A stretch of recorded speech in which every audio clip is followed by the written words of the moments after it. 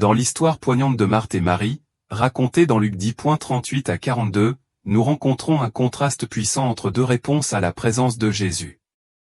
Lorsque Jésus arriva dans un certain village, une femme nommée Marthe l'accueillit gracieusement chez elle. La sœur de Marthe, Marie, adopta une approche différente, elle choisit de s'asseoir aux pieds de Jésus et d'écouter attentivement ses paroles. En revanche, Marthe se retrouva accablée par les exigences de l'hospitalité et du service. Surchargée de tâches, elle s'approcha de Jésus et lui dit, « Seigneur, cela ne te dérange-t-il pas que ma sœur me laisse seule pour servir? Dis-lui de m'aider. » Jésus répondit doucement mais fermement, « Marthe, Marthe, tu t'inquiètes et tu t'agites pour beaucoup de choses, mais une seule te suffit, Marie a choisi la bonne part, qui ne lui sera pas enlevée. » Ce récit nous offre une profonde leçon sur la priorisation. Les intentions de Marthe étaient sans aucun doute sincères, elle désirait servir Jésus de tout son cœur. Pourtant, ses efforts sincères sont devenus une source de distraction, l'éloignant de la présence du Sauveur qu'elle cherchait à honorer. Cela nous rappelle avec force que même dans notre quête de bonnes choses, nous devons veiller à ne pas les laisser éclipser la meilleure chose, une connexion intime avec le Christ. Dans notre monde moderne, la nature des distractions a évolué et s'est intensifiée. Le rythme incessant des avancées technologiques et le flux constant d'informations présentent de nouveaux défis. Parmi les plus répandus de ces distractions figurent les médias sociaux. Ces plateformes ont révolutionné notre façon de nous connecter et de communiquer. Bien qu'elles offrent des possibilités de connexion et puissent être une source d'informations précieuses, elles ont également le potentiel de nous piéger dans un cycle sans fin de défilement. Cet engagement constant peut détourner notre attention et notre affection de ce qui compte vraiment, notre relation avec le Christ. Au milieu de nos vies trépidantes et de la myriade de distractions qui rivalisent pour notre attention, nous sommes appelés à nous souvenir de la leçon de Marthe et Marie. Nous devons chercher à nous concentrer sur la seule chose qui est vraiment nécessaire, une communion profonde et ininterrompue avec Jésus. Alors que nous naviguons dans nos routines quotidiennes et dans le paysage numérique, efforçons-nous de garder nos cœurs et nos esprits ancrés dans la présence du Christ, en choisissant la bonne part, qui ne nous sera jamais enlevée. Des études récentes révèlent que la personne moyenne passe entre 3 et 4 heures par jour sur son smartphone. Ce chiffre varie en fonction de facteurs tels que le pays, la tranche d'âge et d'autres données démographiques. Par exemple, les personnes âgées de 18 à 24 ans peuvent passer jusqu'à 4 à 5 heures par jour sur leurs appareils. Pour certains utilisateurs intensifs, ce temps peut s'étendre à 7 heures ou plus par jour. Imaginez passer 7 heures sur votre téléphone, pas seulement à faire défiler les médias sociaux, mais à participer à une multitude de distractions qui remplissent notre monde moderne. Notre société fonctionne à un rythme sans précédent. Vous êtes peut-être en train d'effectuer plusieurs tâches à la fois en ce moment, en m'écoutant tout en jonglant avec plusieurs autres tâches. Pourquoi? Parce que nos vies sont saturées d'activités. Nous vivons dans un monde supersonique, où tout est conçu pour une gratification instantanée, café instantané, livraison le lendemain et réponse rapide. Souvent, nous avons l'impression que les 24 heures d'une journée ne suffisent pas à accomplir tout ce que nous avons à faire. Nous jonglons avec nos engagements professionnels, nos responsabilités familiales, nos courses, nos relations, nos réparations, le paiement de nos factures et notre sommeil, le tout dans un cycle sans fin. Le rythme effréné de notre culture laisse peu de place à la réflexion spirituelle ou à la connexion avec Dieu. Cette activité incessante n'est pas accidentelle. Satan a créé une culture conçue pour nous garder perpétuellement occupés et distraits. Le monde est conçu pour nous éloigner de notre concentration spirituelle, pour nous assurer de rester empêtrés dans son tourbillon de distractions. Permettez-moi d'être honnête, je suis moi aussi parfois submergé par les préoccupations de cette vie. Je partage cela parce que je crois que nous sommes tous, en tant qu'êtres humains, sensibles aux distractions. Chacun d'entre nous peut facilement se laisser distraire. Satan prospère dans cet environnement de distraction, obscurcissant la vérité avec de fausses informations et des demi-vérités. Le danger est que beaucoup se retrouvent perdus dans l'Hadès, non pas à cause d'une malveillance manifeste, mais parce qu'ils ont été distraits. On peut être sincère, bien intentionné et bon selon les normes du monde, et pourtant passer à côté de l'essence du salut éternel. Pensez aux innombrables âmes qui peuvent se trouver aujourd'hui dans l'Hadès à cause de leur distraction. Satan, le maître trompeur, opère dans le domaine de l'invisible, déguisé en activité bénigne ou même en effort noble, tout comme le service occupé de Marthe. Ces distractions peuvent obscurcir notre vision, nous éloignant du chemin spirituel de la connaissance du Christ et de la pleine présence à ses pieds. Les distractions se présentent souvent sous le couvert de tâches routinières ou d'activités apparemment innocentes, mais elles peuvent nous détourner du profond voyage spirituel que nous sommes censés entreprendre. S'il est important de naviguer dans notre vie quotidienne et d'assumer nos responsabilités, il existe un danger critique à être tellement absorbé par la routine quotidienne que nous perdons de vue l'Éternel. La tentation de différer le repentir, de reporter notre relation avec le Christ, de retarder le pardon, de reporter la prière et la réflexion à un autre jour ou de remettre à plus tard le partage de l'Évangile avec les autres est omniprésente. Cependant, la dure vérité est que le lendemain n'est jamais garanti. Nous devons reconnaître l'urgence de ces engagements spirituels et agir maintenant, car la promesse de demain est incertaine et éphémère. Le récit de la vie contemporaine, avec ses exigences incessantes et son bruit incessant, détourne constamment notre attention. Nous nous retrouvons dans une course perpétuelle aux plaisirs éphémères, à la validation sociale ou au succès matériel, croyant que ceux-ci nous procureront un épanouissement durable.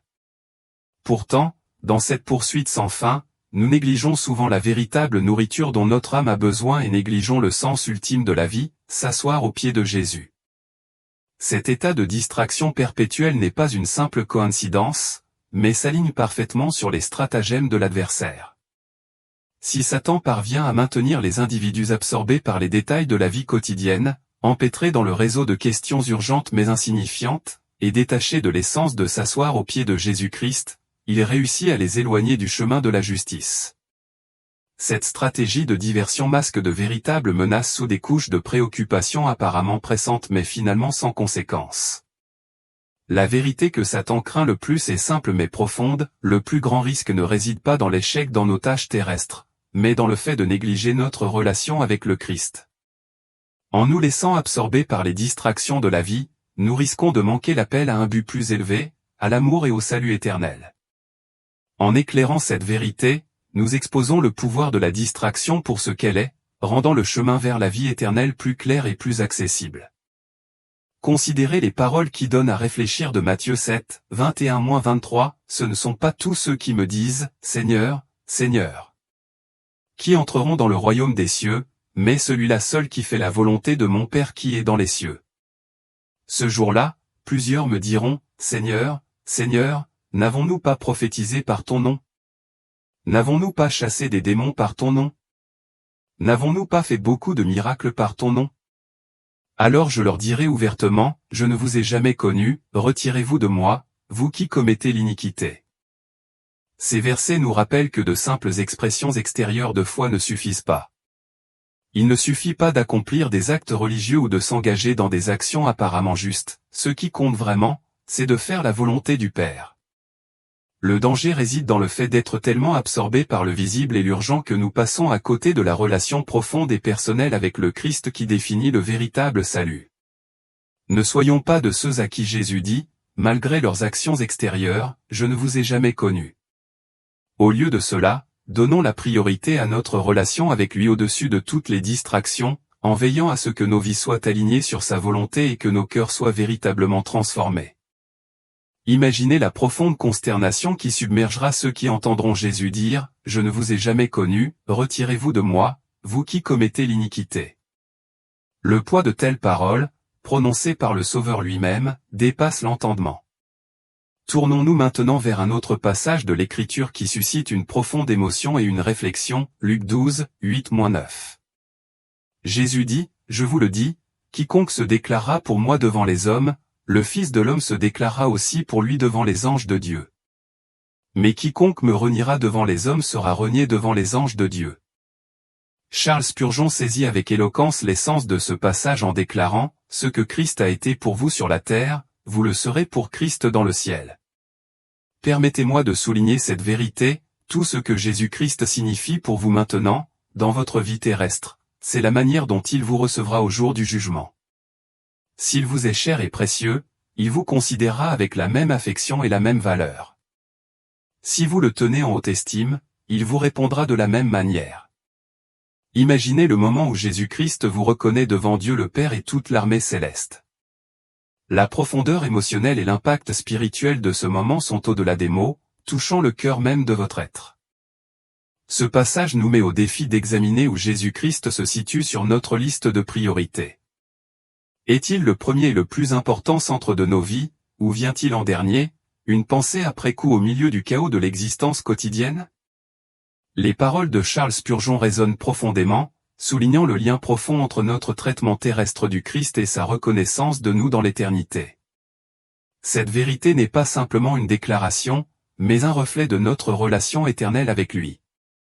Chaque action que nous entreprenons, chaque choix que nous faisons et chaque moment que nous passons avec ou sans le Christ ici sur terre résonne dans l'éternité. Si Jésus est au centre de nos vies, guidant nos actions et façonnant nos pensées, alors au ciel, nous expérimenterons sa grâce et sa faveur en abondance. Inversement, s'il est relégué à un rôle périphérique ou si on ne se souvient de lui qu'en cas de besoin, nous risquons de faire face à une indifférence similaire de sa part. Imaginez-vous debout devant le trône de Dieu, là où tout est mis à nu et où chaque secret est exposé. Imaginez maintenant Jésus, le Sauveur du monde, s'avançant pour vous revendiquer comme étant le sien, pour chanter vos louanges et pour vous tenir près de toute la création. Un tel acte divin de reconnaissance émeut même l'âme la plus forte jusqu'aux larmes. La signification de ce moment serait sans précédent, reflétant le rôle que Jésus a joué dans votre vie au cours de votre voyage terrestre. La question est maintenant cruciale, quelle est la place de Jésus dans les priorités de votre vie? Est-il la pierre angulaire et le fondement sur lesquels tout le reste est construit, ou est-il simplement un accessoire, rappelé seulement en cas de besoin? Les choix que vous faites aujourd'hui concernant votre relation avec le Christ résonneront dans l'éternité. Décidez maintenant de placer Jésus au centre de votre vie, car ce faisant, vous vous alignez sur la promesse éternelle de sa reconnaissance et de sa grâce. Donnez la priorité à Dieu sur terre, car ce faisant, vous posez les bases de votre voyage éternel au ciel. Dans la complexité de la vie quotidienne, il est trop facile de tomber dans le piège de la tactique la plus insidieuse de l'ennemi, nous garder constamment occupés et distraits de Dieu. Cela commence souvent par un petit coup de pouce subtil, un murmure qui suggère que nous pourrons toujours nous occuper de nos besoins spirituels demain. Mais la réalité est qu'aujourd'hui, maintenant, est le moment idéal pour s'asseoir aux pieds de Jésus. Il ne désire pas vos réalisations, votre richesse matérielle ou vos compétences, il vous recherche simplement, dans son intégralité et dans sa plénitude. Ce à quoi Jésus aspire, c'est à une relation pure et sans tache avec vous. Lorsque le bruit de la vie devient accablant, il est essentiel de vous rappeler que Jésus désire une relation avec vous. Au milieu des délais, des tâches ménagères et des listes de choses à faire sans fin, cette vérité fondamentale doit résonner profondément en vous. Dans le grand schéma de la vie, où de nombreux motifs et objectifs cachés s'entremêlent, l'intention de Jésus reste limpide. Contrairement au monde, où les interactions sont souvent assorties de conditions ou d'arrière-pensées, le désir de Jésus est simple et inconditionnel. Il recherche une relation avec vous sans aucun objectif caché. Alors que les amitiés vont et viennent et que les relations évoluent comme le sable, rappelez-vous que Jésus offre une relation durable. Il est constant, cohérent et toujours présent, il n'est pas influencé par les saisons ou les fluctuations des imprévisibilités de la vie. Il est trop facile de mettre de côté nos relations spirituelles au milieu des exigences du monde, mais il est essentiel de créer un espace sacré dans votre journée dédié uniquement à lui. Prenez la décision consciente de converser avec Jésus, d'être tranquille en sa présence, de l'écouter et d'être simplement avec lui. Si jamais vous vous éloignez de cette connexion, rappelez-vous que Jésus vous tend la main, aspire à ce lien. Peu importe à quel point votre emploi du temps devient frénétique, réservez du temps aujourd'hui pour prier, pour communier avec le divin et pour élever Jésus dans vos priorités. En lui donnant la priorité sur terre, vous assurez votre relation éternelle au ciel. Ne laissez pas les stratagèmes du diable, qui consistent à vous occuper de vous et à vous distraire, vous détourner de votre chemin spirituel. Ces dernières années, nous avons observé un changement troublant dans la nature de la musique chrétienne. de nombreuses chansons et performances contemporaines semblent plus axées sur le divertissement de la foule que sur l'adoration et la glorification authentique de Dieu. La frontière entre un concert profane et un service religieux est de plus en plus floue. Les deux contextes présentent désormais des décors de scène élaborés, des lumières flashy et une attention particulière portée aux interprètes plutôt qu'à celui que nous sommes censés adorer.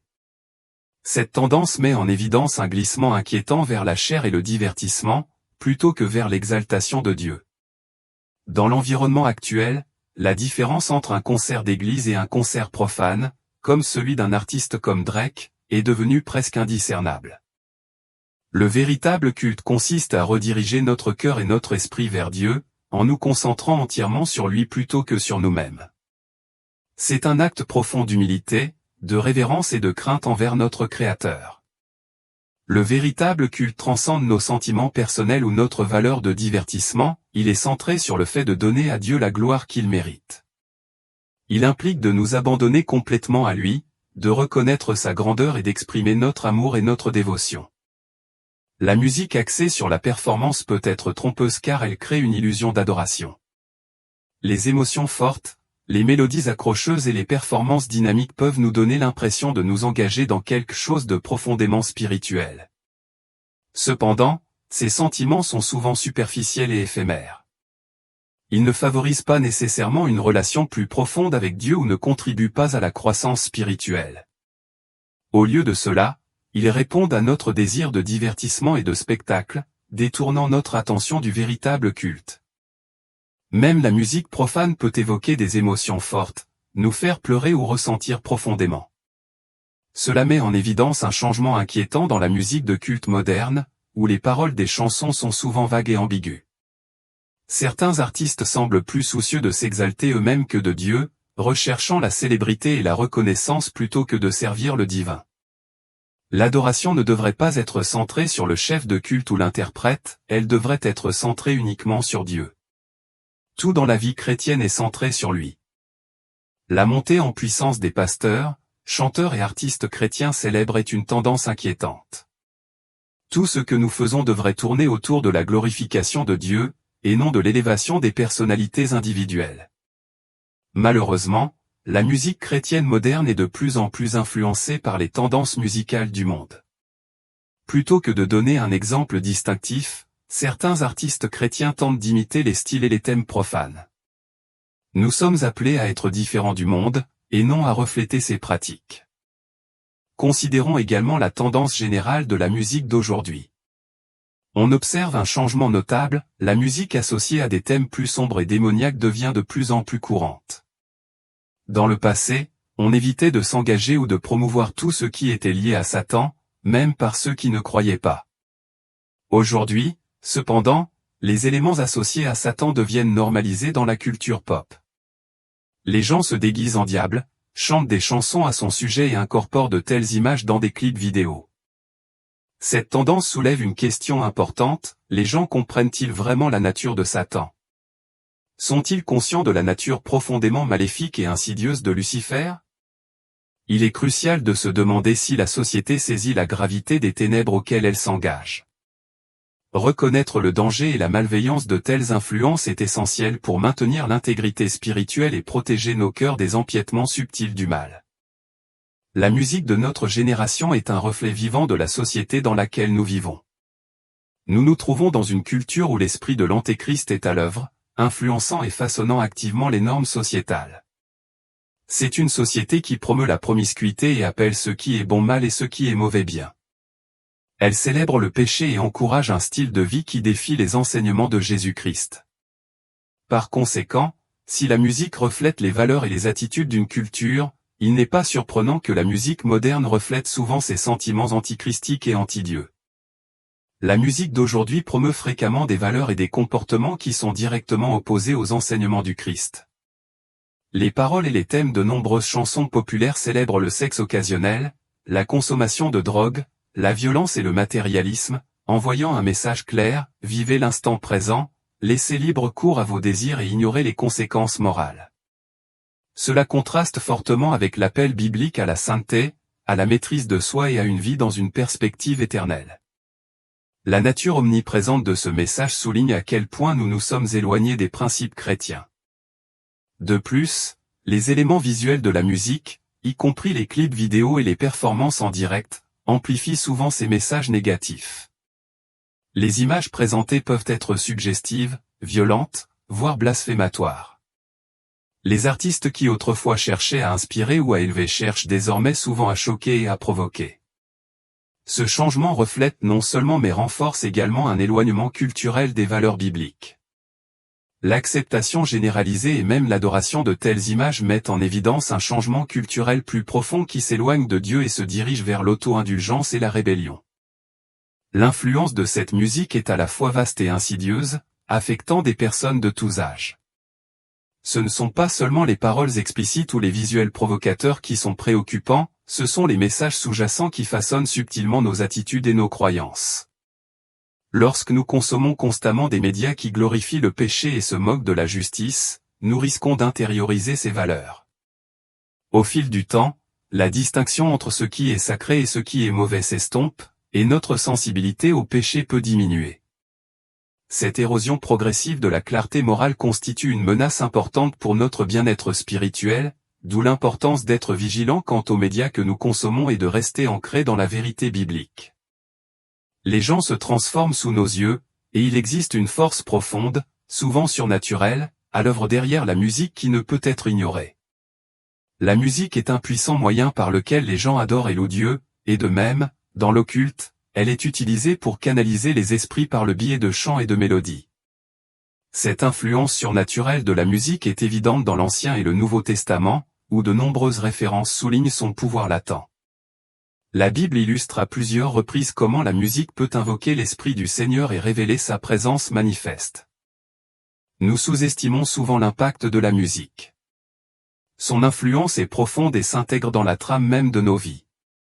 La musique ne se résume pas à des mélodies entraînantes ou à des rythmes rythmés, elle est également porteuse d'émotions, d'histoires et de messages. Une seule chanson peut rester dans notre esprit et nous faire fredonner tout au long de la journée, souvent sans même nous en rendre compte. La musique évoque nos expériences humaines communes, suscite la nostalgie ou offre simplement une toile de fond réconfortante à nos activités quotidiennes. Son pouvoir est indéniable, que nous l'utilisions activement ou passivement. Une chanson peut évoquer des souvenirs d'enfance, nous rappeler un être cher décédé ou nous faire regretter quelqu'un que nous n'avons pas vu depuis des années. Elle peut nous faire monter les larmes aux yeux, changer notre humeur ou nous transporter dans un autre temps et un autre lieu. Une chanson a le pouvoir de nous motiver à surmonter les défis, d'apaiser notre chagrin ou de devenir l'hymne d'une génération entière. La musique peut unir des inconnus, évoquer des souvenirs de premier amour, refléter nos émotions les plus profondes ou être une berceuse réconfortante pendant les nuits sans sommeil. La capacité de la musique à nous pousser à voir le monde différemment, à nous rappeler notre but et à relier des mondes opposés révèle une force profonde qui touche notre âme. C'est le pouvoir indéniable d'une seule chanson. Les parents, en particulier, ont la responsabilité cruciale de guider leurs enfants dans des choix réfléchis concernant la musique qu'ils consomment. Cette responsabilité implique non seulement de surveiller le contenu, mais aussi d'engager des discussions significatives sur les messages et les valeurs que la musique véhicule. En apprenant à nos enfants à évaluer de manière critique leurs choix médiatiques, nous les équipons pour naviguer dans un monde souvent en contradiction avec leur foi. En tant que croyants, nous sommes appelés à être dans le monde mais pas du monde. Entourés d'influences qui peuvent s'opposer à notre foi, nous devons rester inébranlables dans notre engagement envers le Christ. La musique, en tant que force culturelle puissante, peut soit nous rapprocher de Dieu, soit nous éloigner de lui. Par conséquent, choisissons judicieusement, en recherchant une musique qui honore Dieu et renforce notre marche avec lui. En conclusion, la musique de notre génération, tout comme la société qu'elle reflète, contraste souvent avec les enseignements de Jésus-Christ. En tant que croyants, il est crucial pour nous de faire preuve de discernement dans nos choix musicaux. Nous devons rechercher activement une musique qui honore Dieu et éviter les influences qui promeuvent subtilement ou ouvertement des valeurs contraires à notre foi. Cette sélection minutieuse permet de garantir que notre culte reste pur et que nos vies reflètent la sainteté à laquelle nous sommes appelés. La question courante se pose, est-il permis d'écouter de la musique profane ?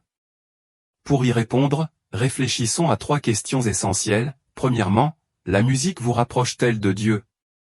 Deuxièmement, quel impact a-t-elle sur votre attitude? Troisièmement, si vous étiez en présence du Seigneur Dieu Tout-Puissant, choisiriez-vous quand même d'écouter cette chanson? Si la réponse à l'une de ces questions est non, alors il serait peut-être sage de reconsidérer l'écoute de cette musique. En fin de compte, vous êtes responsable de la musique que vous choisissez d'adopter. Même si le monde qui nous entoure est saturé de musique impie, vous avez toujours le contrôle sur ce que vous écoutez chez vous, dans votre voiture et dans vos écouteurs personnels. De nombreux ministres de la musique chrétienne ont béni le corps du Christ dans le passé, et il y en a encore beaucoup aujourd'hui qui continuent d'élever nos esprits par leur musique. En vous entourant de musique qui glorifie Dieu, vous invitez sa présence dans votre environnement quotidien. Votre maison et votre lieu de travail peuvent être remplis de la présence divine si vous faites de la musique d'adoration une partie régulière de votre vie. Cette pratique peut conduire à une expérience profonde de la proximité de Dieu, comme l'affirme Jacques 4:8, « Approchez-vous de Dieu, et il s'approchera de vous ». De cette façon, par des choix délibérés dans notre musique, nous pouvons renforcer notre relation avec Dieu et favoriser un environnement qui reflète sa gloire et sa grâce.